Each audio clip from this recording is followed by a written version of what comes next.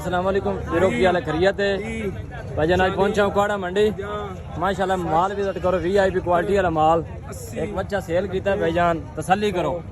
10 20 ले भाईजान पैसे कनीर हैं 40 50 लो भाईजान इस भाई और बच्चा लिया है। रुपया नगद है जी। हाँ जी भाईजान की हाल है? बाकी जायज कैश है। कितने पैसे ले?